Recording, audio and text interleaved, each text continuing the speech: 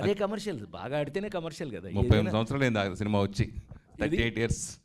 అవును, 38 ఇయర్స్, 38 సంవత్సరాలు ladies tailor వచ్చి. కానీ అదృష్టం ఏంటా అంటే పెద్దగా షేపులు మారలా ఇద్దరి.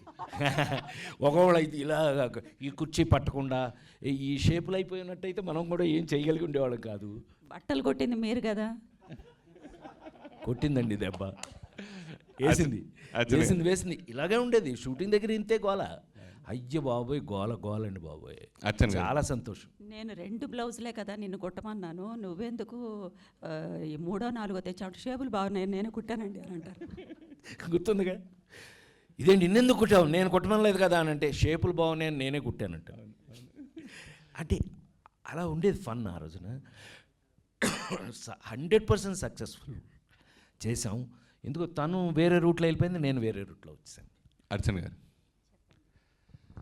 నేషనల్ అవార్డు అందుకున్న మీరు ఎందుకు సినిమాలు తక్కువ చేశారు అంటే, రీసెంట్గా నాకు తెలిసి మధ్యలో చోర్ బజార్ అయితే సినిమాలు చేశారు అంతే, ఎందుకు చాలా తక్కువ చేయాల్సి వచ్చింది అంటే? ఇంత క్రితం అడిగిన ప్రశ్న కూడా అదే, దానికి ఆయన సమాధానం చెప్పారు, నేను సమాధానం చెప్పాను. 5 సినిమాలు వస్తే ఒక్క సినిమా ఒప్పుకుంటాను, అంతేకాకుండా లాంగ్ గ్యాప్ ఎప్పుడూ ఇస్తూ ఉంటాను నేను.